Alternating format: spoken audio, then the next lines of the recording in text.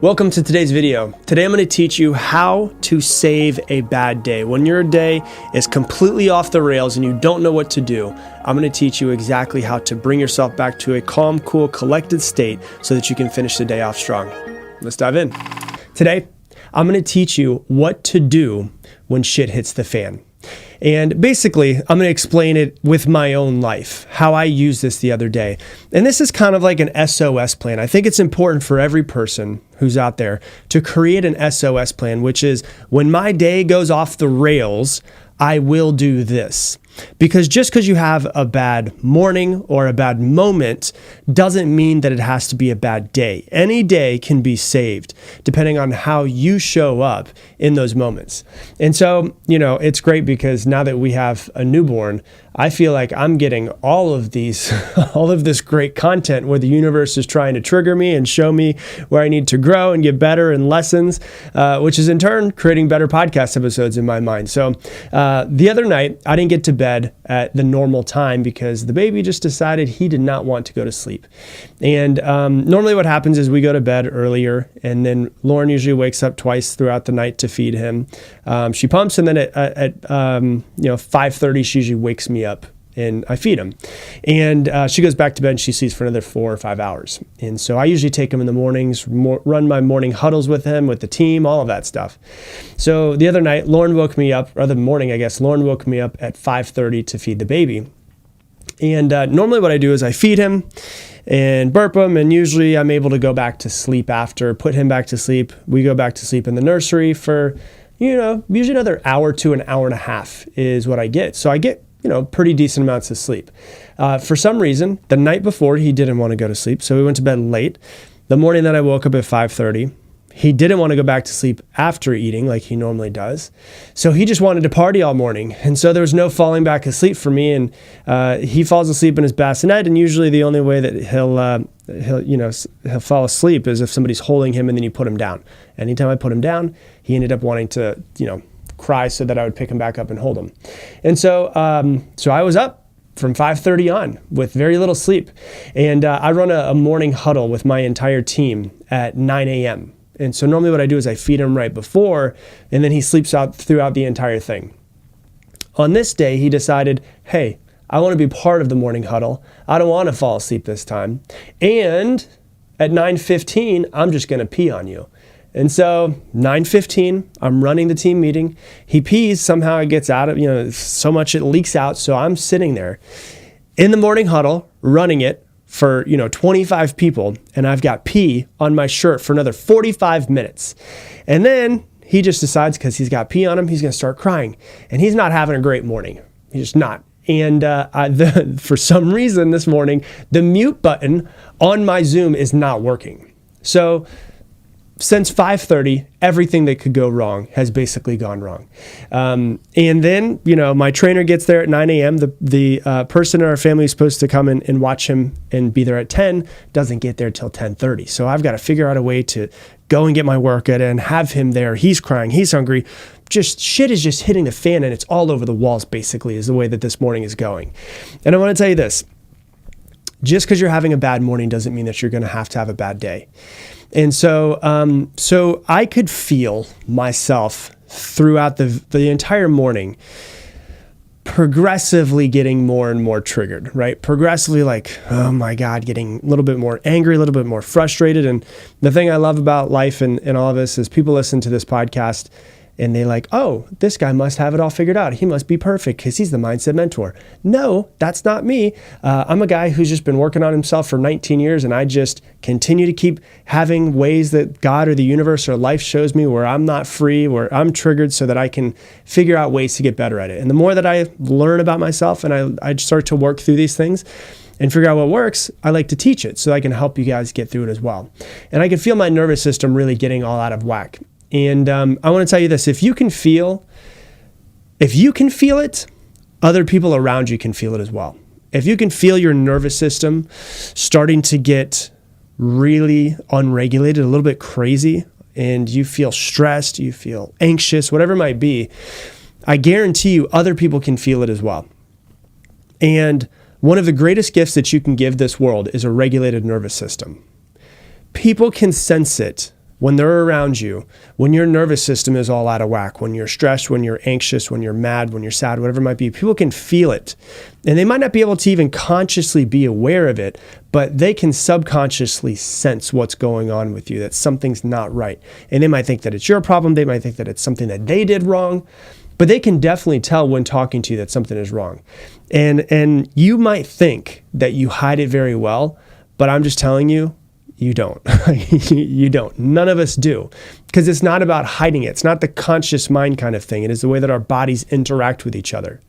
And so this morning's going on, and I have a lot going on, and it's about 12:30, 1 o'clock-ish on this day. And Lauren comes up to me, and she's like, "How are you doing?" And I was like, it's just one of those days. And I realized in that moment in my response, I was like, that's not how I want to show up for her. And that's not how I want to show up for anybody else around me. That's not how I want to show up for my son, that I'm just, disconnected. So I kind of told her what was going on and just, let her know.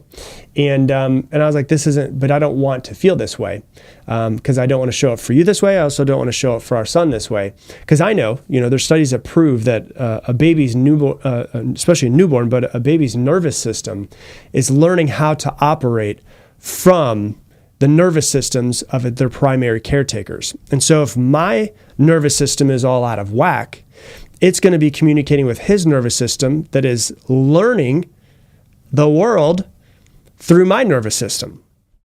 Hey, real quick, I want to introduce you to something called Mindset Mentor Plus. If you love this podcast, you will absolutely love what I'm about to talk about. I designed Mindset Mentor Plus to help you actively integrate every one of these episodes into your life. And here's how it works. With every episode of this podcast that comes out, Mindset Mentor Plus subscribers get more. You're going to get multiple page, detailed, printable worksheets, effectively a mini masterclass that's way more in depth than just this podcast. They also come with journaling questions, challenges, assignments, and so much more, so that you're not just listening to these podcasts passively, but you're actively integrating them into your life. That way you improve much faster. I also do monthly Q&A sessions in there and much, much more. If you want to learn more about it, go to mindsetmentor.com or click the link that's down in the description. They basically say that there's 3 trimesters that a baby has, and there's a 4th trimester, which is the 4 months or the 3 months after they come out of the womb. So he's still in that period. So I'm thinking to myself, I need to regulate this shit. I need to really get it together. I need to calm myself down. And so Lauren did this thing that we do. And when we notice, and this is a tip I'm really going to give a lot of you guys, if you have children, if you have a spouse, if you have a significant other, parents that you're close to, is our nervous systems regulate each other's nervous systems. And I'll actually give you some studies to prove this to you. So what she did is, when we notice that our nervous systems are not regulated the way we want them to be, is we give each other a long hug. It's a belly to belly, at least 30-second hug. And this is something that we do to help each other regulate our nervous systems. We've been doing it for about 9 years now. And a lot of times when you don't feel, this is good for when your nervous system's out of whack, but it's also really good for if you don't feel connected to your partner. Maybe you're both busy. You both have a whole lot of stuff going on, and it doesn't feel like you're fully connecting. One of the best things you can do is to actually do a belly-to-belly hug for at least 30 seconds and then do deep breathing. What actually happens is your nervous system and their nervous system will start to link up and calm each other down. Your heart rates will start to link up and slow down, and your breath will actually link up and slow down as well. So it activates what's called the parasympathetic nervous system. So if you've been listening to podcasts long enough, the sympathetic nervous system is fight or flight. That's what I was on all day long when all of that stuff was happening. The parasympathetic nervous system is like calm, sleep, restore, and calm is the best way of putting it. So when you do these belly-to-belly hugs, it activates the parasympathetic nervous system. It synchronizes both of your heart rates. It synchronizes and slows down both of your breathing patterns. And it also releases oxytocin, which is called the cuddle chemical. It's the chemical of love. And so when you do this 30-second or more, which if you get nothing else from this podcast episode, just do 30-second hugs with your significant others and your children more often. But, basically what happened was that all of that happened. I started to calm my nervous system down. This is what I do with her whenever I notice that her nervous system's out of whack. We've been doing it for a really long time at this point. And then what I did was I slid some things around. I looked at my schedule and I was like, I'm not going to have a crazy morning affect the rest of my day. I was like, I've still got a good amount of the day. And so I slid some things around in my schedule because it is that important to me to slide things around, to regulate my nervous system, to change the way that I'm showing up. So I changed some things. I slid some things around in my schedule, and I did a 20-minute break. I found 20 minutes that I could slide in my schedule, and I went onto YouTube and I did breath work. And I do breath work on YouTube every single morning, at least once. And guess what? That morning, I wasn't able to do it. I was like, oh, I forgot to do this. Everything was going crazy.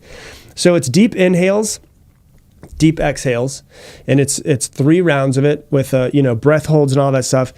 But with every long breath hold that you do, you when you eventually breathe it back out, you hum or you om. So it's either with your mouth closed, or it's oh with your mouth open. Why would you want to do the humming or the oming? Well, there's been many studies that have shown that the humming or the oming actually changes your internal state as well. So there was a study that investigated the impact of chanting om, just oh, for as long as you possibly can. They had the people who did the om, and they had people that were just a control group that did not. And the people who did the om chanting showed significant reductions in their heart rate and perceived stress levels compared to the control group. And the repetitive sound vibrations during the chanting found to promote relaxation and a calm state of mind. Then what they did was they did MRIs, functional MRIs, to observe their brain activity while they were doing the om chanting. And the om showed to increase activation in areas of the brain that were emotional regulation, and they reduced the activity in the limbic system, which is linked to stress and anxiety. So they found basically that om chanting can help induce a state of calm by modulating the brain regions that were involved with stress responses. So if you also get nothing else besides the 30 seconds, whenever you get stressed, just do a whole bunch of humming or a whole bunch of oming. The vibration of the oming or the humming also stimulates what's called the vagus nervous system. And the vagus nerve, is a critical part of the parasympathetic nervous system. And so it stimulates with the movement inside of your throat and inside of your body, it stimulates the vagus nerve, which is a really big part of the parasympathetic nervous system, which is the calm, cool, collected, chill side of your nervous system. So this is really important for all of us to know is that when shit hits the fan, we can still save ourselves. And so the idea is when we find ourselves in a state of stress, in a state of fight or flight, how do we bring ourselves back to calm, cool, collected? Well, this is really important for everyone to really have a plan with, is to have an SOS plan. When I notice myself feeling this way, here's how I'm going to get myself back to the state I want to be in. Because when you're in that state, you're not thinking clearly when you're that stressed out. You're not. And there's studies that show that when you're stressed out, when your emotions are high, your logic is low, and it actually turns off blood flow, major amounts of blood flow to the prefrontal cortex of your brain, which is the executive functioning, the thinking parts of your brain. So you're not thinking clearly whenever you feel this way. And so you can't really say, oh, I don't have enough time. Make time. You will be better for it, and you will show up better for others as well. For me, I'll just kind of tell you this. For the rest of the day, after I did that 20-minute session and I gave myself the space, I was a different person. And everything was back to just that feeling. There's no words for it. It's just the feeling of just a deep breath, right? And the important thing for me is it got me back to my normal state of thinking, which is I believe personally that life, God, the universe, whatever it is out there is on my side. I believe that I will not be given more than I can handle. And when I'm in those stressed out states, I'm like, I don't know if I can handle it. I've gotten those, I don't know if you get those feelings of like, oh my God, is this too much for me, right? But it got me to calm, cool, collected. I could start thinking well. Everything was starting to work right. And I realized hey, your life is amazing. Like this is just a tiny little speed bump. You will not remember this day in 5 years. You won't remember these little teeny tiny speed bumps in 5 years. And, I won't be given more than I can handle. And when it's a day like it was the other day, it's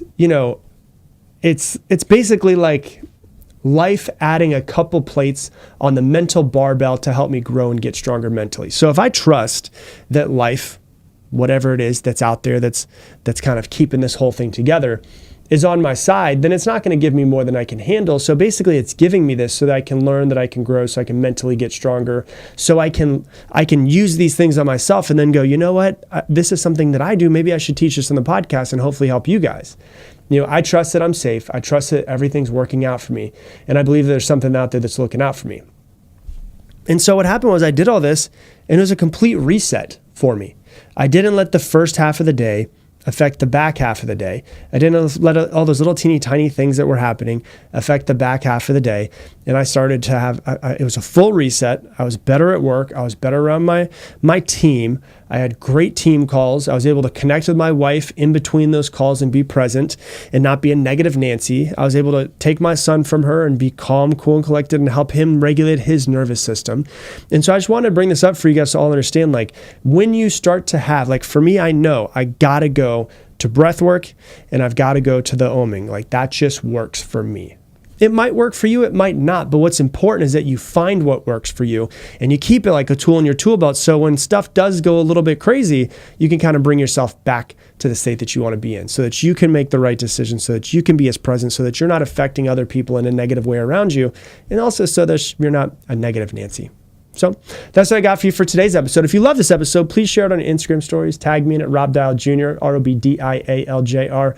Also, if you love this podcast, you're definitely going to love Mindset Mentor Plus. I designed Mindset Mentor Plus to help you integrate every single one of these episodes into your life. And for every single episode of the Mindset Mentor that comes out, Mindset Mentor Plus subscribers get a whole lot more.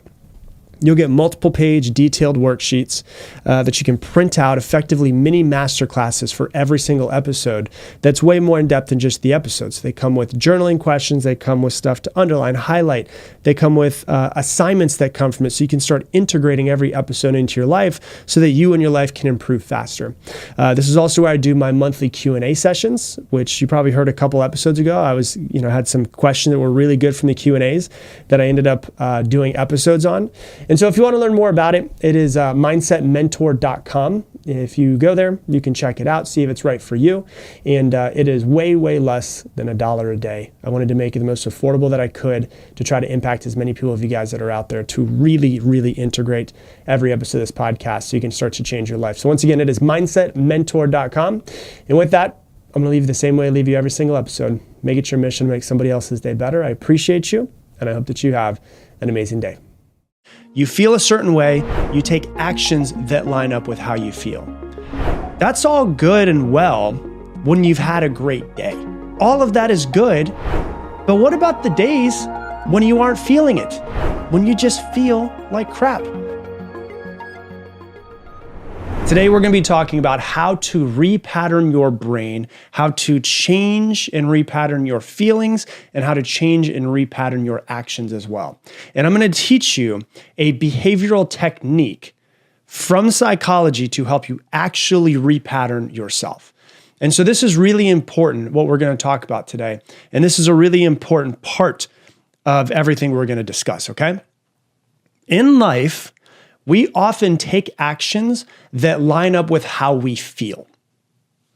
That just tends to be natural for a human. You feel a certain way, you take actions that line up with how you feel. That's all good and well when you've had a great day.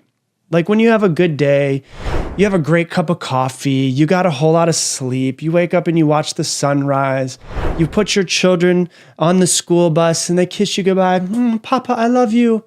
And you're like, this is a great fucking day, right? All of that is good. But what about the days when you aren't feeling it? When you just feel like crap? Maybe you got crappy sleep. Maybe you just don't feel as upbeat as you like to. Maybe you don't feel like talking to anyone. You want to be a recluse and just not go see anybody. Maybe you want to, not answer the phone when someone, I'm just going to send it to voicemail when it rings. Maybe you have a friend that you're supposed to do dinner with tonight and you say, I don't really feel it. I'm going to decide to cancel dinner tonight. What do you do on those days? You just, I'm going to cancel it. I'm going to, just go ahead and leave work. I'm not really feeling it today. And it's like a little teeny tiny thing. Like it's tiny and it's probably unnoticeable the way that you feel. It's just like, yeah, I'm not really feeling it. But you cancel things and you don't show up 100% and you don't, you're not as fully present with your children and you're not working as hard at growing your own business. And you do all these little teeny tiny things all day long. And unconsciously, what you're doing is you're making these small decisions, which add up over time based off of how you feel. What happens when you don't feel really good and you bring it into work? You don't take that extra meeting with that person who's on your team. You don't do that one-on-one with your most important team member today. What happens when you feel this way and you don't feel 100% and then you go and you bring it into your fitness routine? You know what? I'm just not really feeling it today. And you decide to skip the gym today because you're not feeling it. Today was just too long. I had such a long day. I'll go to the gym tomorrow. And so it's like, what happens is we don't really pay attention to, and it's a tiny thing, we don't really pay attention to how we feel and how that changes our thoughts and our actions throughout the course of the day. And unless you're consciously paying attention, our feelings will almost always influence our actions. And that's, once again, unless we consciously step in. Because your thoughts influence your feelings, and your feelings influence your actions, and your actions influence your results, and your results make up your entire life. And so if you have, 2 or 3 of these days a week where you're not really feeling it, let's say it's 2 days a week. Over the course of an entire year, that's 104 days of quote unquote not really feeling it. That's a third of the year almost. How different is your life if you're able to take different actions on a third of your days to actually keep stepping in the right direction for your life?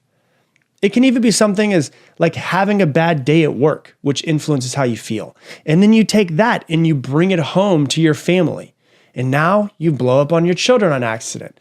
And your spouse and your children get the bad end of your emotions. So a lot of people aren't really taught how to deal with their emotions. And then what happens is after you blow up on your family and you calm down, you're like, damn, I really regret how I acted. The problem with all of this is when you act consistent with how you feel. Now, I want you to understand, and I want this to be a big piece of today. I'm not saying ignore your feelings. I'm not saying ignore your emotions, but we're going to talk deeper into that today. The problem with what we're talking about is when you act unconsciously and then those actions are consistent with how you feel. Those actions and those feelings become more hardwired into you as a pattern. And clearly, that is not a pattern that you want. So, like for instance, if you feel sad or in a low state and you decide to isolate yourself and stay in, most times, psychologists will tell you this, most times that isolation leads you to feeling more sadness. And if you're staying in your room or you're staying in your house, your message to your brain might be, I am sad, which makes you more likely to stay in another day. And that can increase the sadness that you feel. So it perpetuates over and over and over again.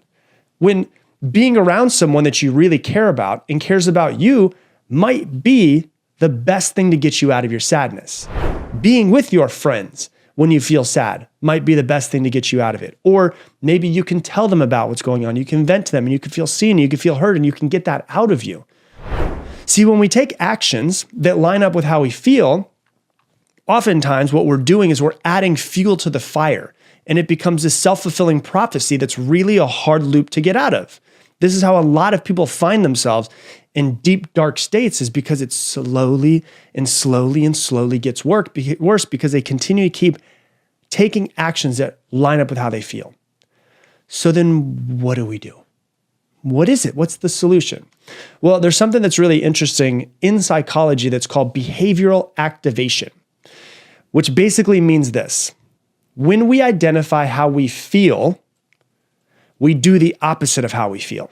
Because normally what happens, when you normally feel something, you act the way that you're feeling. So when we act in ways that are opposite of how we feel, the feedback to your brain does not confirm the emotion, which is really key.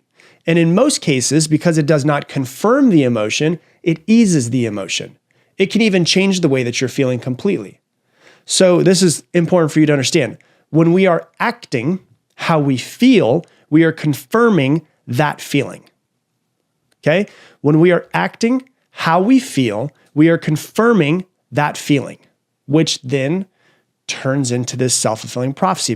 We get momentum in the wrong direction. But by acting the opposite of how you feel, you are not confirming it, which in turn makes it easier for us to change that feeling. Now, disclaimer, like I said just a minute ago, I'm not saying ignore your feelings. I'm not saying ignore your emotions. There is time for that. There is space for that. But understand, if there is something that you are trying not to repattern within yourself, this is something that you need to try.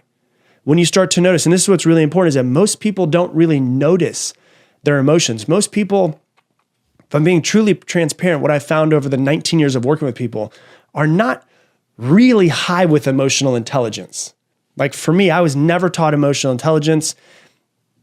Life just kind of happened and we just kept, trucking on. It's kind of the way that it was.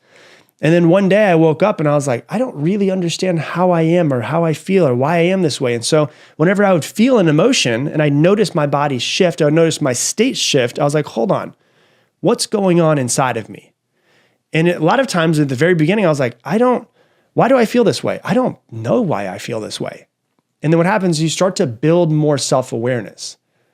And so what you want to do is you want to start noticing, okay, I feel something inside of me. I feel kind of like low energy. I feel like, I guess a little bit sad. I feel like isolating myself. No. When you feel something, do something different. So if you feel like isolating yourself, call a friend just to come over or chat. Do a FaceTime with your best friend. If you feel lethargic, go for a walk. Get your body moving in some sort of way. If you don't feel motivated to do anything, take a small step in the right direction. You don't have to make a huge step, just take a small step in the right direction. If you feel negative, take a second and look around and say, what am I grateful for? Like, can I practice gratitude in this moment? If you feel, judgmental, compliment that person. If you notice yourself starting to feel really anxious, slow down, do deep breathing, and tell yourself, I'm safe. If you want to eat junk food, fast. If you're pissed off, smile anyways. If you're feeling really pessimistic, find something to be positive about. If you feel like a little negative Nancy and you're all up in your feelings, boo, boopy doo, watch a comedy. If you feel worthless, help somebody else. The reason why this works is a couple different things you have to understand about your body, okay? The first thing you need to understand about your body is endorphins. For instance, if you feel like staying in bed, but you decide, you know what? I don't care how I feel. I'm going to go for a run instead. And even though you freaking hate putting on your shoes and those fucking socks and you get dressed and you don't want to do this and you just decide, I'm going to go for a run. I'm going to put on my favorite song in my headphones and I can be as pissed off as I want to be, but I'm just going to go for a run. You go for a run instead, eventually your body's going to start releasing endorphins. Endorphins are feel-good chemicals, which make you, yes, ding, ding, ding, feel better. But also, your brain and your body will want to do it again next time that you find yourself feeling like staying in bed because your brain's going, well, hold on, last time we were in bed and we didn't want to leave, we did go for a run. And then we felt good after we got done with that run. And so it's like, you notice yourself wanting to stay in bed, go for a run. See what happens. And you can be as pissed off as you want to be. You can be mad at me. That fucking podcaster told me to do this. I don't know if this is going to work, but I'll just do it just because he said it. I'll prove him wrong. And you can get pissed off the whole time you're getting dressed, and be pissed off the whole time you're going for a run. And then you come back and be like, damn, I actually feel way better. Perfect. Why? Because you acted differently than you felt. You didn't continue down that downward, this is how the downward spirals happen. So that's the first thing, is endorphins are a very important part of this. The next thing is dopamine rewards. When you don't feel good, but you do something that will make you feel good, your brain and your body release dopamine. And dopamine is the chemical of motivation. Dopamine is a feel-good chemical, but is also the chemical of motivation. So if you're sitting there and you don't feel really good, you don't really want to, and you're just like, oh, damn it, being a little negative Nancy, maybe watch a comedy. Put on something. Who's your favorite comedian? What's your favorite movie? Make yourself laugh a little bit. It releases dopamine. And dopamine is the chemical that makes you feel good, but it's also the chemical of motivation. So when you start to get more dopamine in your system, you start to feel a little bit different. You start to feel a little bit better. Also, another thing that's really interesting about dopamine that a lot of people don't know about is that if you're stressed or you're pissed off, you have cortisol that's running through your brain. It's the chemical that's running through your brain. You're kind of pissed off. You got the cortisol. It's the stress hormone. The interesting thing about dopamine is that dopamine buffers against cortisol. And so if you have a lot of cortisol because of just the way that you're feeling, when you have dopamine come in, it lowers your cortisol. So if you're really pissed, watch something that's funny. Put on a comedy, whatever it is. Put in, go to YouTube, type in SNL skits. Watch some of the most played ones on there, because clearly they must be funny if they're the most played. And that's what you start to do, is you're starting to actually change the chemicals inside of your brain by taking the driver's seat. And then the next piece of this is something that's called neuroplasticity. So neuroplasticity is the brain's ability to change itself. But if you don't change anything, nothing changes. So if you continue to keep doing the same thing over and over and over again, and it's not what you want, you're deepening the wiring of what you don't want. But if you decide, I'm going to make a change, even though the change is hardest at the very beginning, the first time that you do it, it becomes easier and easier and easier. When you start doing it over and over and over again, you're repatterning and rewiring your brain to be different. And over time, the new pattern becomes stronger than the old one, which means you're more likely to do the new one, which is the one that you want. Oh, I don't feel good? I'm going for a run. I'm not going to listen to it. I'm going to act differently than how I feel. And it becomes easier to just keep doing it over and over again. It doesn't change, just FYI, it doesn't change from just doing it one time. It's over and over and over again. A repatterning is something that you have to do for a while. I'm a perfect example. I was a negative little Nancy, a negative little shit. I could find the bad in anything. I was like the type of person when I was younger that was like, oh, you won the lottery? Oh my God, you know how much you have to pay in taxes? Like, fuck that guy. That guy sucks, right? But the thing about him was I was like, I don't want to be this way. I don't want to be this way. I'm going to start to find the silver lining in every single thing that happens. And now for me, now that's been 19 years of working on myself, it's almost like to a fault. I can almost always find the positive in anything because I just wanted to repattern myself. The point is to repattern yourself. Things in life, in your life, will not change unless you change. The first thing is the awareness. How do I feel? What am I feeling inside of my body? Is this how I want to feel? Not really. Okay, what's the opposite action that I can take to repattern myself? You don't have to be who you've always been. You can change. You can get up and be completely different. You're not a tree. You're not stuck there forever. So how do you want to change? Who do you want to be? How do you want to feel? What actions can you take right now, or when you find yourself in those deep, darker emotions, that would repattern yourself? Because ultimately it goes back to what we were saying. If you look at it, what you want to do is not confirm to your brain the emotion. So you act the opposite of the way that you feel. And so when we act the way that we feel, we're confirming the feeling. By acting the opposite of how we feel, we are not confirming it. And in turn, it makes it easier for us to change the feeling. If you do this, if you use behavioral activation, you can start to repattern yourself, your brain, and your wiring. So that's what I got for you for today's episode. If you love this episode, please share it on your Instagram stories. Tag me at Rob Dial Jr. The only way this podcast grows is from you guys sharing it. So if you would do it, I would greatly appreciate it from the bottom of my heart, because ultimately, that's all I want to do. I just want to help more people and try to help people's lives become better. So if you would share it, you're being a part of letting it grow and helping us help more people's lives. And once again, if you want to get the free ebook on how to dominate your goals for 2025, go to goals2025.com. That is goals with an S, stress2025.com. Download it. And I'm going to leave you the same way I leave you every single episode. Make it your mission to make somebody else's day better. I appreciate you, and I hope that you have an amazing day. Stress is in the brain as much as it is in the body. When stress gets out of control and it becomes chronic stress, then it can start to become a problem. Today, we're going to be talking about how to make stress your friend. We're going to talk about stress, and I want you to understand that not all stress is created equal. Not all stress is the same. When you zoom out and look at stress, there's actually 3 different types of stress. So there's one that's called eustress, there's hypostress, and there's hyperstress. So we're going to cover all 3 of them and basically teach how to master the 3 of these so that you internally and externally can be a better person. Before we do dive into each one, let's talk about just stress in general though. Stress is a psychological and physiological response to things and situations that upset your personal balance in some sort of way, your internal balance that you have. It takes us out of that calm, centered, balanced feeling. And so stress itself is not bad. It's something that is extremely natural inside of the human body.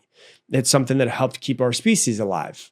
And stress in the mind and in the body is the signal basically that something is not right. Something needs to change. It has benefit to it. It wouldn't exist in us if it didn't have some form of a benefit.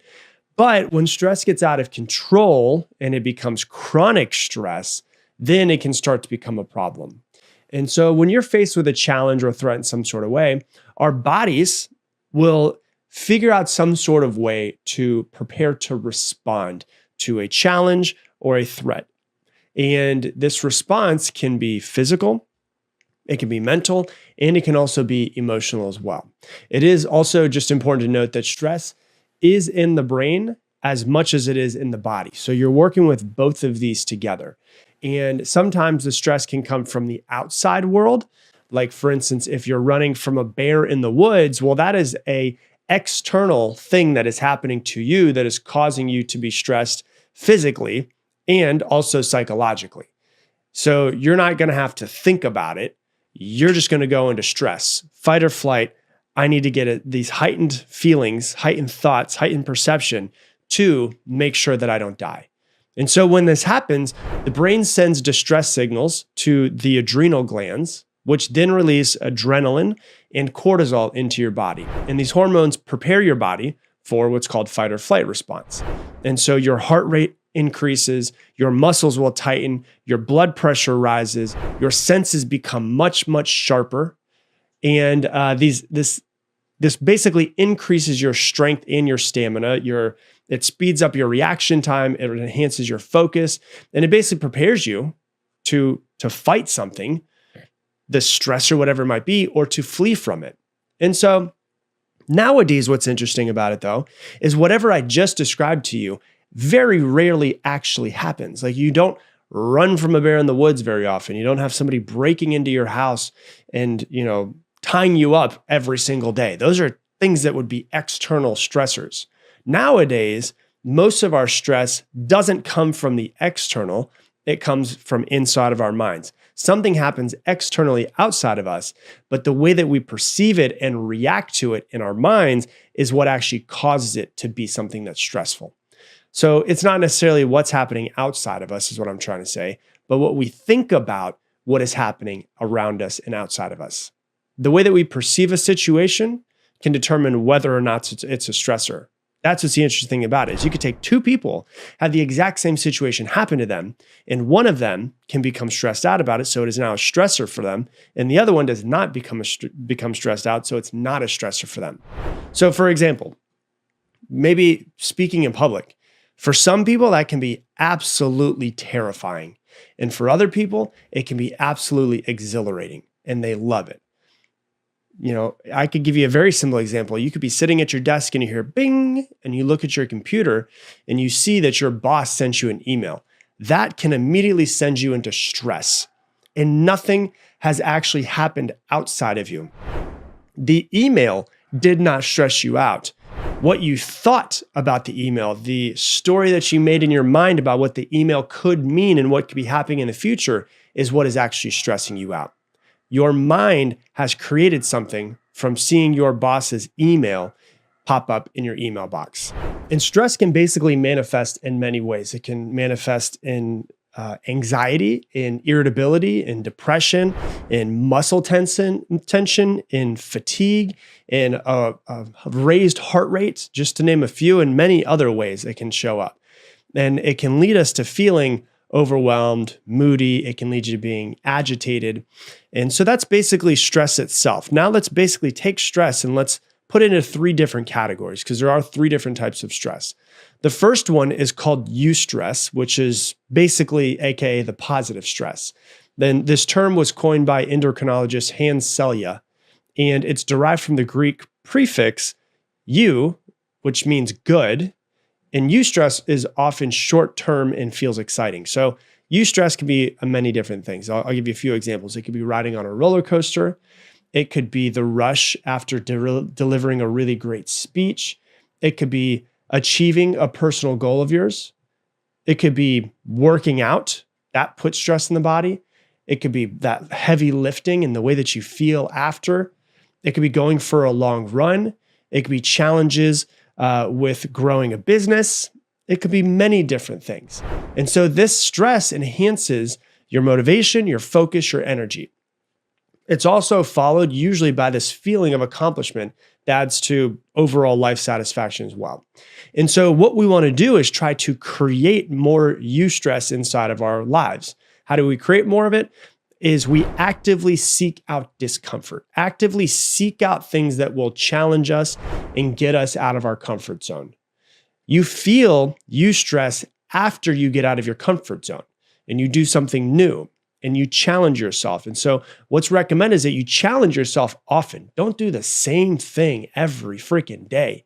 Even if you don't succeed when you do these challenges, it feels good to know that you actually tried and you did something new. When I had Dr. David Sinclair, who is the head of longevity at Harvard, on my podcast years ago, he said, what doesn't kill you literally makes you stronger. And so that's a good example of like, eustress is actively seeking out that discomfort, knowing that it will mentally, physically, emotionally make us stronger.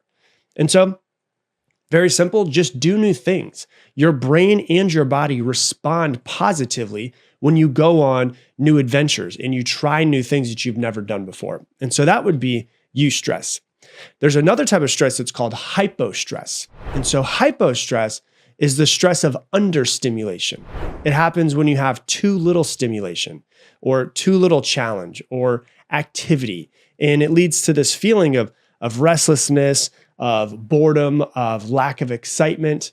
And so eustress is from stimulating yourself by doing new things and being different and challenging yourself. Hypostress is basically the exact opposite of that.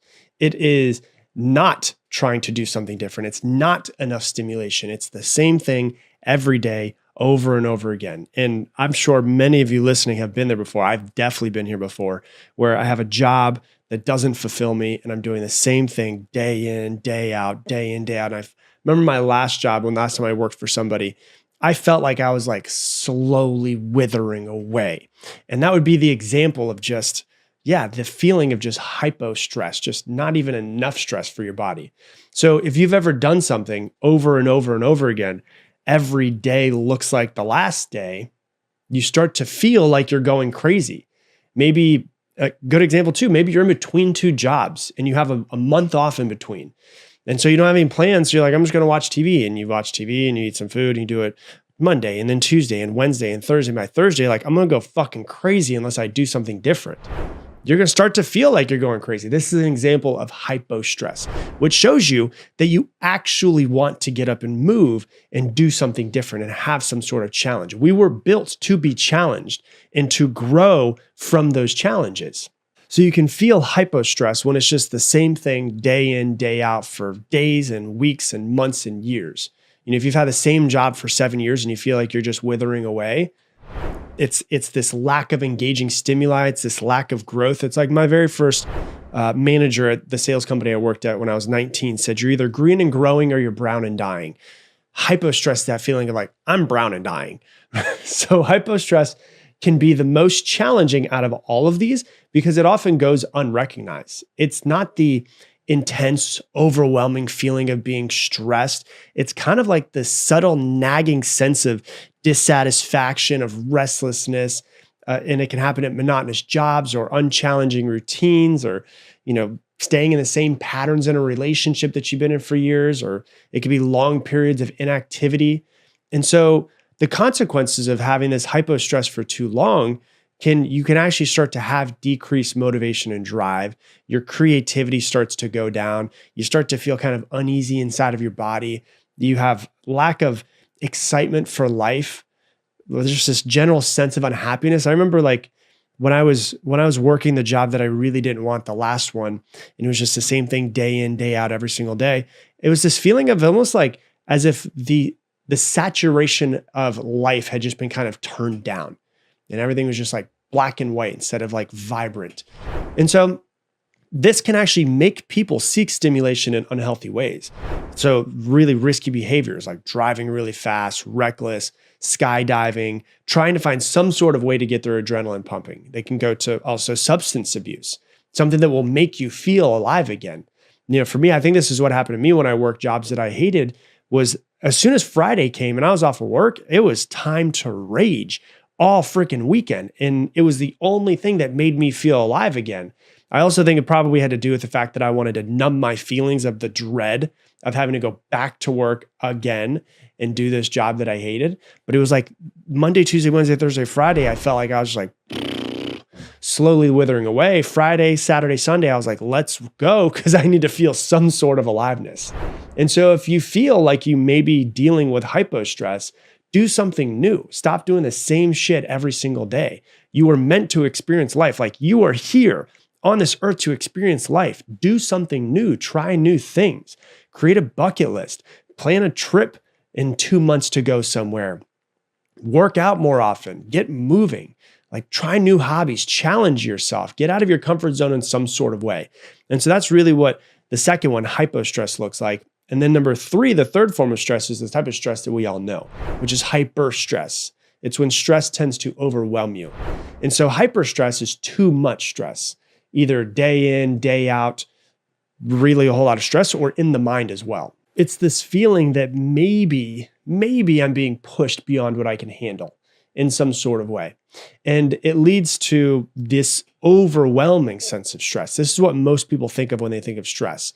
And physically, it can lead to being exhausted. It could be headaches. It could be muscle tension, many other type of ways it could show up in your body. Psychologically, it can lead to anxiety, irritability, depression, among many other things as well. And so hyperstress can lead to decreased productivity, too much worrying, burnout, not wanting to do anything because it's too much going on. You just want to shut off. It can be overthinking. It can be paralysis by analysis. And so it could be juggling really high stakes deadlines at work. And you're also dealing with personal issues, and you've got other stuff going on with your family in another state. It's this feeling of like you're being pulled in too many directions, and you really don't have the adequate resources, maybe externally or internally or both, to cope with being pulled in so many directions. Maybe it's not enough feeling of rest. It's too much at work, too much at school, it's financial problems, it's relationship conflicts, and they all stack on top of each other. And so when you look at this type of stress, let me give you some tools on how to manage hyperstress, because a lot of people nowadays have hyperstress. And once again, it's not from usually what's happening externally outside of them. It's usually the response internally to what is happening outside of them. And so one thing that I recommend for people is learning to get it out of your head and onto a piece of paper. Learn to write it all down and plan it all out as much as you possibly can. See if you can, delegate it if it's at work. See if you can plan it out. If it's in your relationship, can you have an honest conversation? You have to realize that everything is figure outable. And sometimes when you just take it out of your head and you put it onto a piece of paper, you start to be able to figure out what the next best thing is for you. So that's the first thing I recommend. The next best thing I recommend is to make what's called a stress journal. You can have a piece of paper that you bring with you. You can have a mini journal that you bring with you. You can do it on your phone in your notes tab if you want to. whenever you feel stressed or overwhelmed, write it down. And the reason why is because this simple act will start to make you more aware of what thoughts or situations or people make you stressed, which then helps you start to plan out how to avoid those things or how to change those thoughts or change the situation or not be around those people. And so really, a lot of times people are not aware of the situations or the people or the thoughts that make them stressed out. And so they don't know how to change it. They just feel the feelings of being stressed out. And so when you feel those feelings and you put them down, you start to notice some patterns within yourself. And as you notice those patterns, you can learn to plan or to avoid certain situations. So that's number 2, is to make a stress journal. The third thing is to work on soothing yourself. I talk about it all of the time in the podcast, but one of the best ways to do this is through breath work. You can also do it through meditation. One way that's really good that I recommend for people, I learned this a few years ago and I started doing it because I have a gym at my house, is working out, and in the breaks, the 60-second rest that you have in between sets, you get yourself into a really high, when you're working out, you're getting there, you're lifting really heavy, and then you have those 60 seconds of rest. Put 60 seconds on your phone, close your eyes, and try to calm your body as much as you possibly can. And then once you go back and your 60 seconds is up, lift again as hard as you can, or run or sprint or whatever it is you're doing. And then when you're done with that set, you put on 60 seconds again, you close your eyes and you breathe and you try to calm yourself down. And what you're doing is you're actually starting to train your brain and your body how to stress and de-stress and stress and de-stress. And it becomes a habit of something that you actually learn to do better once you find yourself into a stressful situation. Another thing that really helps this as well is ice baths. Ice baths really help you learn how to calm down when your brain and body act like you're going to die. And you can literally start to train yourself into calming down in really high stressful situations. So that's another way to help you out as well. That's number 3. Number 4 is to try bouncing and tapping, which is literally just like bouncing up and down, like for a minute, 2 minutes, just letting your shoulders fall and letting your entire body just kind of move. And tapping is where you can take your open hand or closed fist and you hit every part of your body. So you start at your calves and you go up your calves, you go up to your legs, you go up to your hips, you go to your chest, your arms, your back, anything that you can touch, give it some tapping, and it allows your body just kind of get rid of the stress that's left inside of your body. If I look at like my dog, when he is very excited or very stressed, he does this yawn as if his jaw is about to detach from itself and he like shakes. And it's just real quick. And it's just a way for him to just release the extra energy. We as humans sometimes need to release the extra energy. And so bouncing and tapping can really help with that as well. And then the last one, which is one of my favorites as well, is humming. And so when you do a deep breath and you hum, so you just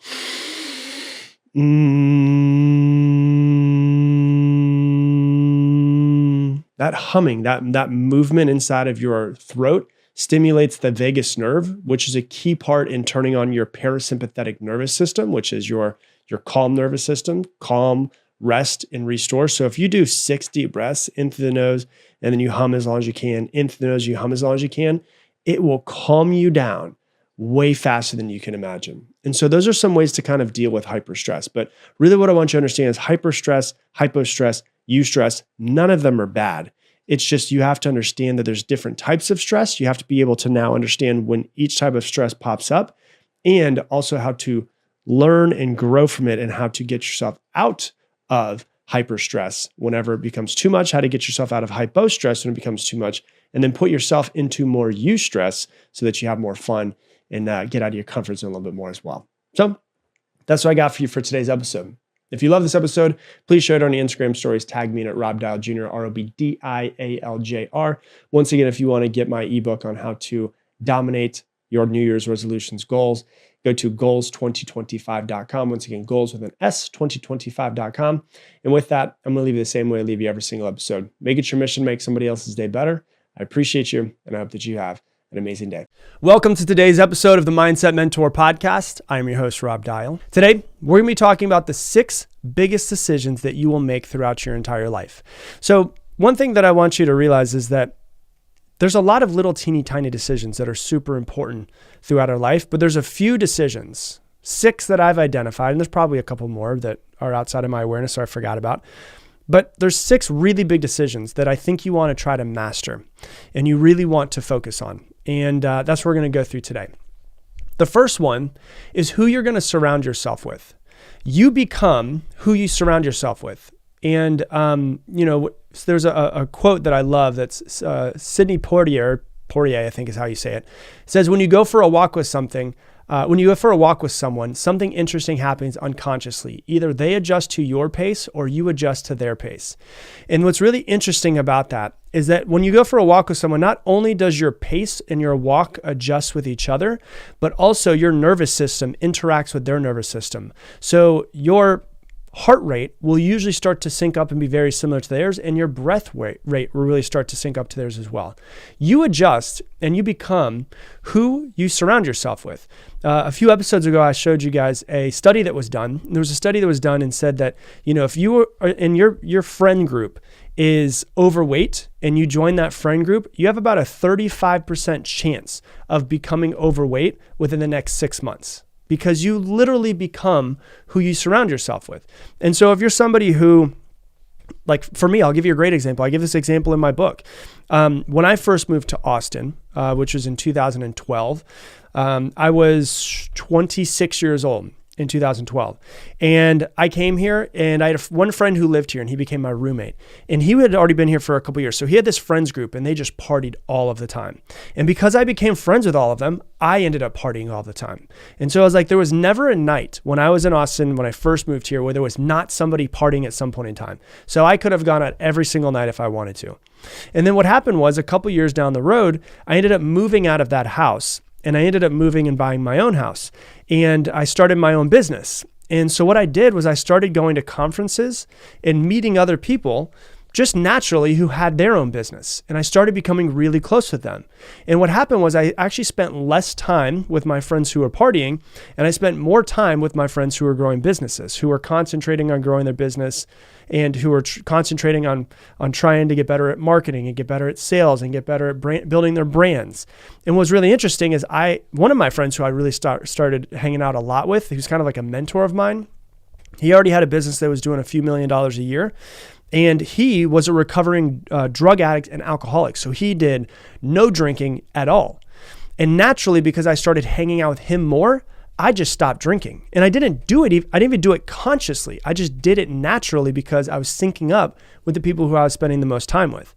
And so it was real interesting because I went from a lot of my friends that were all employed and partied all the time, and I was employed at the time and partying, to I had a group of friends that I developed over time that didn't party and ran their own businesses. And then so I naturally ended up just stopped partying and started running my business and started growing my business. And so one of the most important decisions you'll ever make is who you surround yourself with. And it's so often that I hear people like, I have toxic relationships and I can't get out of them. I'm like, well, that's your fault. You got to get out of them, or you got to switch the relationship, or you got to change the dynamic of the relationship. You can't blame other people for the lack of the life that you have, or the lack of success that you have, or whatever it is that you want. You will rise to the standards, or you will lower your standards to those that are around you.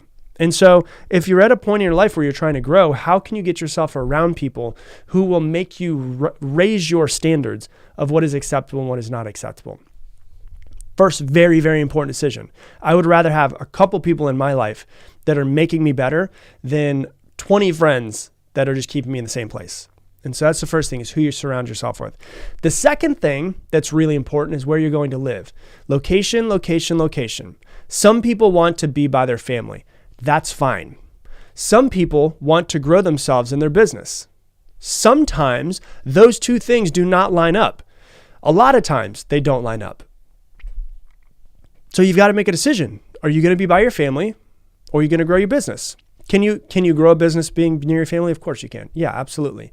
But it's my personal belief, just so you know, it's my personal belief that everyone should move away from the city that they grew up in, at least for a couple years.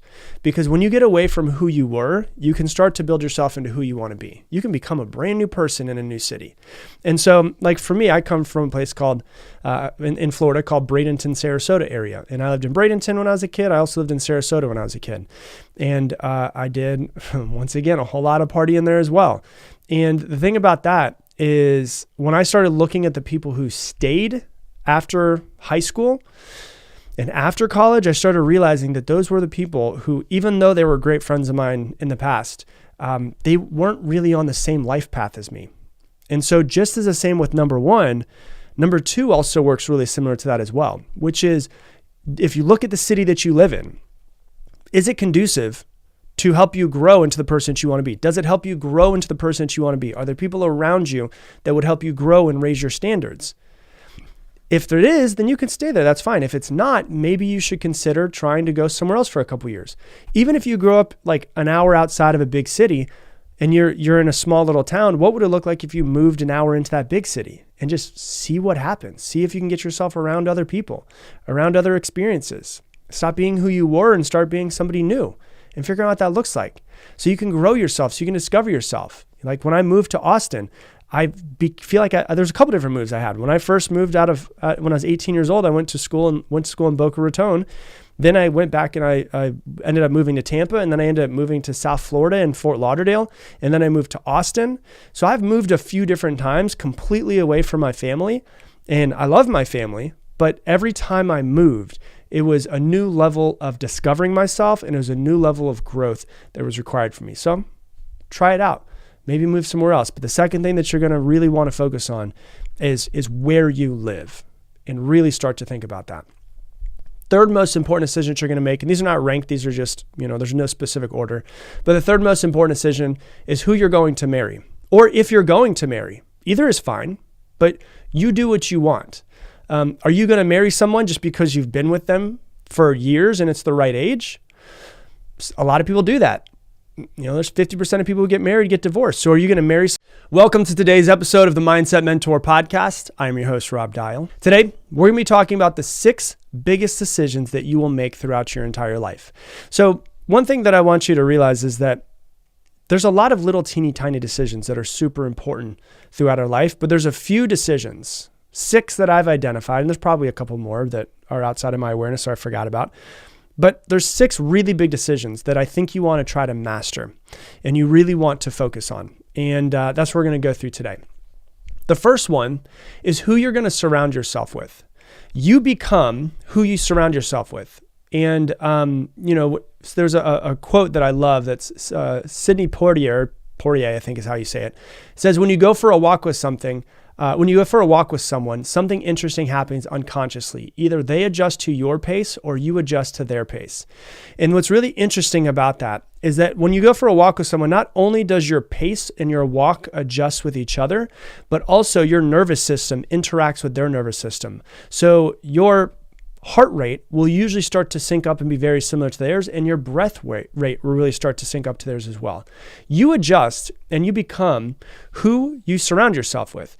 A few episodes ago, I showed you guys a study that was done. There was a study that was done and said that, if you are in your friend group is overweight and you join that friend group, you have about a 35% chance of becoming overweight within the next 6 months. Because you literally become who you surround yourself with. And so if you're somebody who, like for me, I'll give you a great example. I give this example in my book.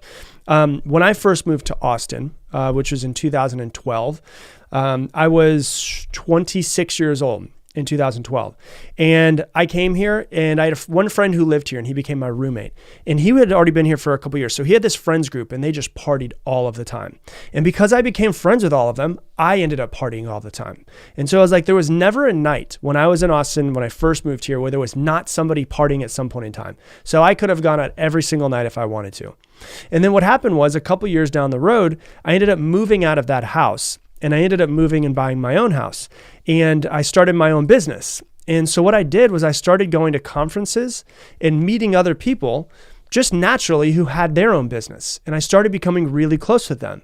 And what happened was I actually spent less time with my friends who were partying, and I spent more time with my friends who were growing businesses, who were concentrating on growing their business and who were concentrating on trying to get better at marketing and get better at sales and get better at building their brands.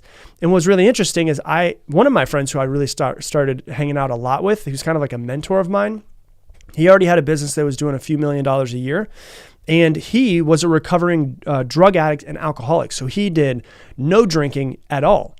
And naturally, because I started hanging out with him more, I just stopped drinking. And I didn't do it. I didn't even do it consciously. I just did it naturally because I was syncing up with the people who I was spending the most time with. And so it was real interesting because I went from a lot of my friends that were all employed and partied all the time, and I was employed at the time and partying, to I had a group of friends that I developed over time that didn't party and ran their own businesses. And then so I naturally ended up just stopped partying and started running my business and started growing my business. And so one of the most important decisions you'll ever make is who you surround yourself with. And it's so often that I hear people like, I have toxic relationships and I can't get out of them. I'm like, well, that's your fault. You got to get out of them, or you got to switch the relationship, or you got to change the dynamic of the relationship. You can't blame other people for the lack of the life that you have, or the lack of success that you have, or whatever it is that you want. You will rise to the standards, or you will lower your standards to those that are around you. And so if you're at a point in your life where you're trying to grow, how can you get yourself around people who will make you raise your standards of what is acceptable and what is not acceptable? First, very, very important decision. I would rather have a couple people in my life that are making me better than 20 friends that are just keeping me in the same place. And so that's the first thing, is who you surround yourself with. The second thing that's really important is where you're going to live. Location, location, location. Some people want to be by their family. That's fine. Some people want to grow themselves in their business. Sometimes those two things do not line up. A lot of times they don't line up. So you've got to make a decision. Are you going to be by your family, or are you going to grow your business? Can you grow a business being near your family? Of course you can. Yeah, absolutely. But it's my personal belief, just so you know, it's my personal belief that everyone should move away from the city that they grew up in, at least for a couple years. Because when you get away from who you were, you can start to build yourself into who you want to be. You can become a brand new person in a new city. And so, like for me, I come from a place called, in Florida, called Bradenton, Sarasota area. And I lived in Bradenton when I was a kid. I also lived in Sarasota when I was a kid. And I did, once again, a whole lot of party in there as well. And the thing about that is, when I started looking at the people who stayed after high school and after college, I started realizing that those were the people who, even though they were great friends of mine in the past, they weren't really on the same life path as me. And so just as the same with number one, number two also works really similar to that as well, which is, if you look at the city that you live in, is it conducive to help you grow into the person that you want to be? Does it help you grow into the person that you want to be? Are there people around you that would help you grow and raise your standards? If there is, then you can stay there. That's fine. If it's not, maybe you should consider trying to go somewhere else for a couple years. Even if you grow up like an hour outside of a big city and you're in a small little town, what would it look like if you moved an hour into that big city and just see what happens? See if you can get yourself around other people, around other experiences. Stop being who you were and start being somebody new, and figure out what that looks like. So you can grow yourself, so you can discover yourself. Like when I moved to Austin, feel like there's a couple different moves I had. When I first moved out of, when I was 18 years old, I went to school in Boca Raton. Then I went back and I ended up moving to Tampa, and then I ended up moving to South Florida and Fort Lauderdale. And then I moved to Austin. So I've moved a few different times completely away from my family, and I love my family, but every time I moved, it was a new level of discovering myself, and it was a new level of growth that was required for me. So try it out. Maybe move somewhere else. But the second thing that you're going to really want to focus on is where you live, and really start to think about that. Third most important decision that you're going to make, and these are not ranked, these are just, there's no specific order. But the third most important decision is who you're going to marry, or if you're going to marry. Either is fine, but you do what you want. Are you going to marry someone just because you've been with them for years and it's the right age? A lot of people do that. There's 50% of people who get married get divorced. So are you going to marry someone just because you're like, oh, well, we've been together for 3 years and I'm 27, so now it kind of makes sense? Or are you going to marry someone who you're going to grow with? For me, I only want to marry someone who makes me better. I want to marry someone who knows how important my growth is and supports that. So, the thing for me is, obviously, I'm not going to marry anybody else. I am married right now. But one of the things that was really important for me with Lauren and myself was that I realized that she made me a better person. It wasn't like she tried to keep me in the same place or tried to stop my growth. She knew what I loved. She knew what I was passionate about. We had a conversation years ago, and I was very upfront. I said, hey, listen, with my life path, I'm going to be kind of in the public light sometimes. I'm going to have to travel and be away from Austin. I'm going to have to go different places. Is that okay? Because this is the path that I know I'm on. And she's like, yeah, absolutely. I know how important this is to you. I know how important your mission is. And so it wasn't like that just came out of nowhere. It was a conversation that we had. And so I know with us two being together, and I'm going to have her on the podcast so you guys can all meet her and all of that stuff. We can talk about it. But for us, I know that both of us make each other better. And I think that's a really important thing. I also think that a really important thing of being married to somebody, this is my opinion, you can take it if you want to, but my opinion as well, is knowing that we all have trauma from our past. We all have fears and limiting beliefs and traumas from being children.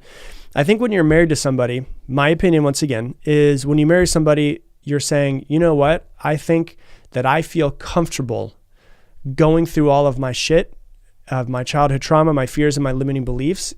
I feel comfortable going through them with you. Because a lot of people have fears and limiting beliefs and they never talk about that stuff with their spouse. And so for me, it was always like, I want a safe place where I can grow and get past all of my stuff. And I want to create a safe space for her where she can grow and get past her stuff as well. And so the third thing that's really, really important, a decision. I'm going to say this first before we start, because you need to know you're not procrastinating because you're lazy. You're not procrastinating because you're broken.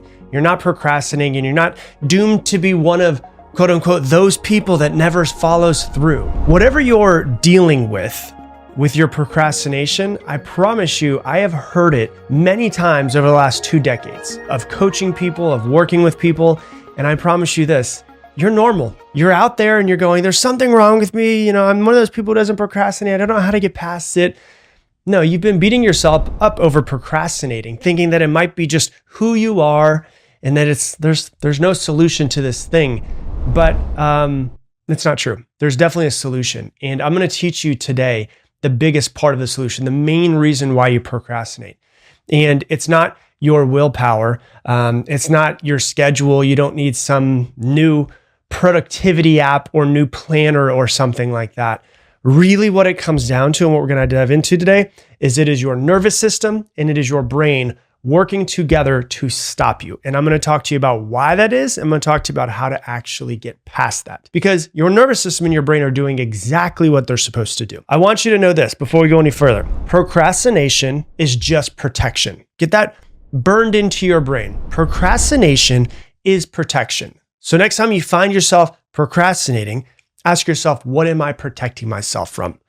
And then you really need to start to understand yourself from there. There's a part of your brain that's called the amygdala, and its only job is to scan for threats and to keep you alive and not let you die. And the amygdala is one of the oldest parts of the human brain. It belongs to what neuroscientists call the limbic system, which is part of the quote unquote reptilian brain, is what they call it, which is also called the primitive brain. These are structures in the brain that developed hundreds of millions of years ago. Can you imagine what life was like for our ancestors hundreds of millions of years ago? That's when the amygdala popped up to try to help them stay alive. But we don't deal with the same crap that our ancestors did. We don't have to worry about a tiger coming out and attacking us. But when you sit down to write that proposal or to launch that business or to start the workout plan or to speak your truth and put it out on social media, your amygdala lights up like a Christmas tree.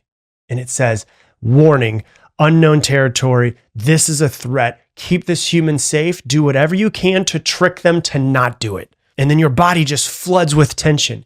You feel fear, your thoughts start to spiral.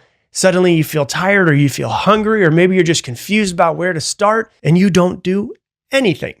And we're like, oh, it's because I'm lazy. No. It's your brain trying to keep you safe. This is the reason why I say your fears will scream at you and your inspiration will whisper. Your system is literally louder. It's screaming, danger, danger, danger, when it's trying to protect you from something. And your brain doesn't care about your dream life when it thinks that you're actually under attack. And so what is it that you're really avoiding then? Let's go deeper into it, because there's some subconscious stuff that we need to pull out. You're not avoiding the task. You're not avoiding writing the book, sending the email, putting yourself on Instagram, starting the business. You're not avoiding that. You're avoiding the fear and the emotion that's underneath it. And we will be right back.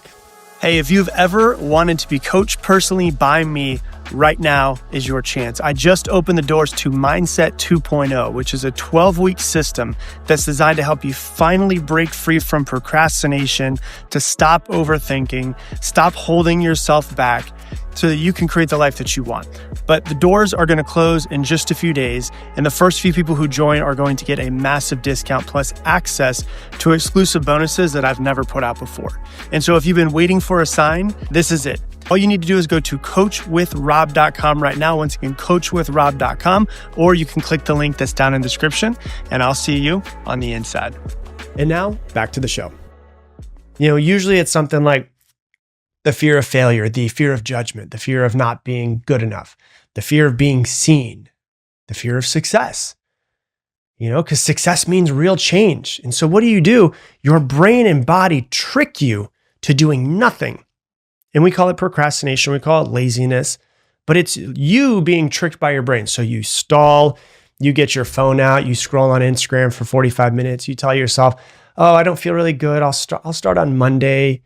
You find something else to do that's important around the house, but really not as important. So you find something else to do versus doing the thing you actually need to do. It's not a laziness issue. It's not a time management issue. It's a nervous system regulation issue. You just haven't made the action feel safe yet.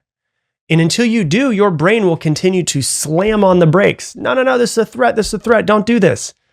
And you don't consciously notice it. You only consciously notice, oh, I'm scrolling on Instagram. But subconsciously, your brain, your subconscious, your nervous system, your body are like, do not let this human do this thing because there is a threat out there. And here's the truth. Like, I work with a lot of really, really high performers. I've worked with NFL athletes. I've worked with some super high-powered CEOs of multi-billion-dollar businesses.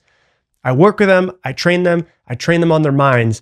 And the thing I notice about high performers, and if you're a person who is a high performer or wants to be, is that we always want to learn the next thing. We always want to get the next thing into our brain and understand the next hack. But in this situation, you don't need it. You don't need to download the productivity app to stop you from procrastinating. You don't need more motivation. You need safety. Ooh, that's sexy, isn't it? No, of course not. It doesn't sound sexy. I know. But this is the real shift that you need to understand inside of your brain if you really want to change your life. You don't need anything else if you're procrastinating except the feeling of safety. Because once your body believes and understands and knows it's safe to act, you stop waiting for permission. You stop overthinking. You start taking small steps in the right direction. And that's really what we're trying to do here. We're trying to make ourselves understand, oh, I'm actually safe to do this. And once our brain and body know that, there's no reason to stop you. And so let me give you actual step-by-step process that will make action feel safe for you. Okay. So number one, you have to understand you got to work on your body before your brain. And so a lot of times we're like, I need to change my thoughts. No. What you really need to do before anything else is you need to change your body. You need to change your body. Your body needs to viscerally feel that you are safe and you are okay. Because when your fear response kicks in, your logic goes out of the window. And neuroscience shows this. This is why they say when emotions are high, logic is low. It's because when you actually have a high emotional or high fear, your brain actually stops sending as much blood flow to your prefrontal cortex, which is your decision-making part of your brain. You don't need logic. You don't need to think differently. You need to calm your damn body down before you can do anything else. You need to get out of your head and you need to get into your body. And so before you try to reason with your procrastination and with your laziness and with your doom scrolling, you got to move to your body first. So a couple ways you can do is you can stand up. Maybe you notice yourself, I need to go build my business. And then you're 15 minutes straight on Instagram and you're like, hold on, something's going on here. And I feel really anxious to grow my business. I don't know if I really want to do it. It doesn't really feel safe. You need to stand up. You need to shake out your arms, shake out your legs, act like an idiot. If no one's around, just move as much as you possibly can. And one of the ways you could do this as well, just shake everything out if you want to for a minute, 2 minutes. You can also do what's called tapping, where you can actually take your lightly hit yourself with your fist all over your body, every single muscle on your body. and you could just do light tapping throughout your entire body. You can do, after you do that and you get your body kind of moving and get some of the anxiety out of your body, do a minute of deep breathing. And, the easiest type of breathing for people to remember is something that's called box breathing. It's just a box. So there's inhale, hold, exhale, hold. It's like a box. There's 4 sides to it. So inhale for 4 seconds, hold for 4 seconds, exhale for 4 seconds, hold for 4 seconds, and then start back over again.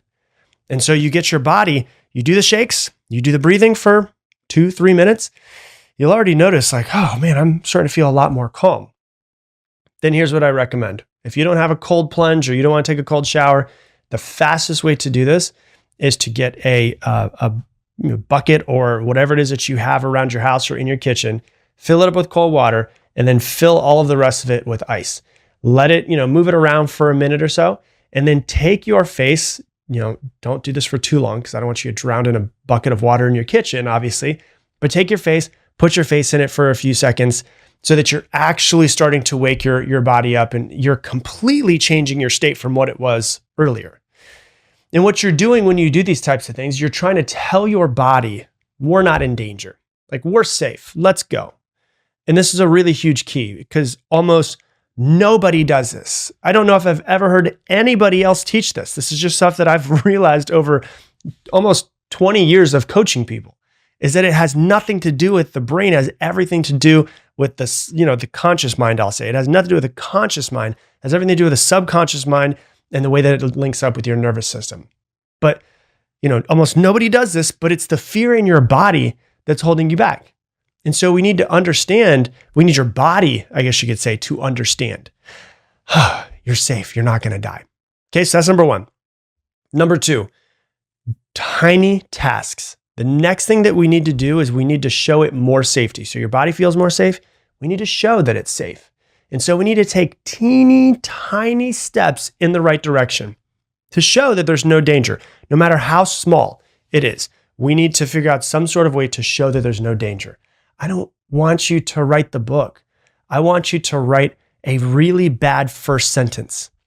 I don't want you to overhaul your entire life and your fitness program.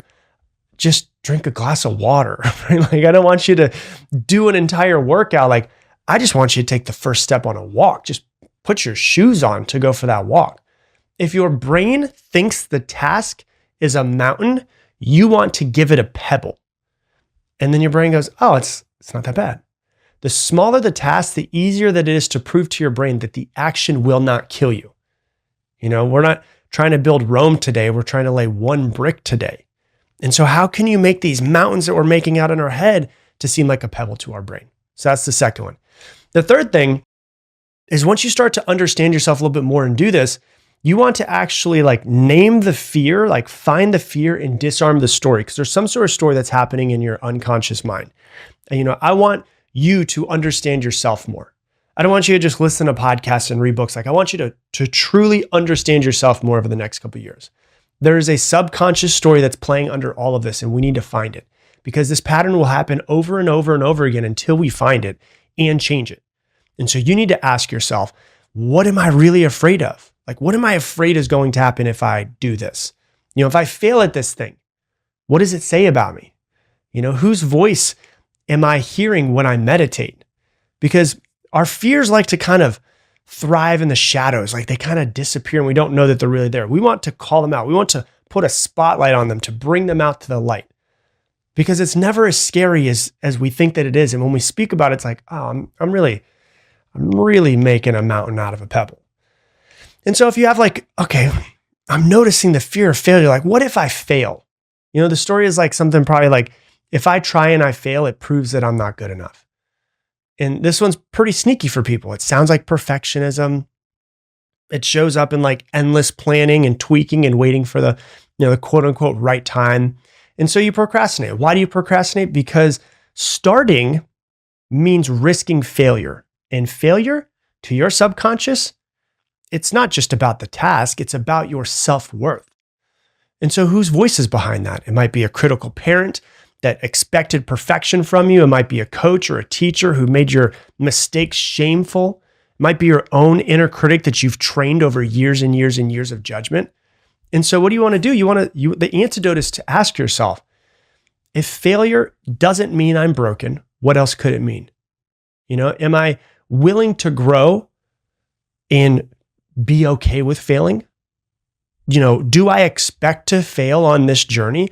And you're trying to change your narrative around there by asking yourself questions to see a completely different perspective than you've been seeing. Another fear that pops up a lot is like, what will they think in some sort of way? Fear of judgment, opinions, whatever it might be. And the story is like, if I put myself out there, people are just going to judge me and I'll get rejected. And this fear is really hard because, we have this primal need to belong. And so in the moment where you want to put yourself out there, share your voice or share your ideas or share your truth, this fear will slam on the brakes. And so you procrastinate because taking action equals being visible. And visibility means vulnerable. And when you have rejection, it equals massive danger to your nervous system. Oh my God, I'm not rejected. I need to be around people. I need to be accepted, because there's that primal part of our brain that's like, I need to be in the tribe. And so there might be somebody else's voice behind it. There might have been kids who bullied you for being different when you were a kid, the family member who mocked you when you were younger for your dreams, or the toxic ex or friend who made you feel like you were too much.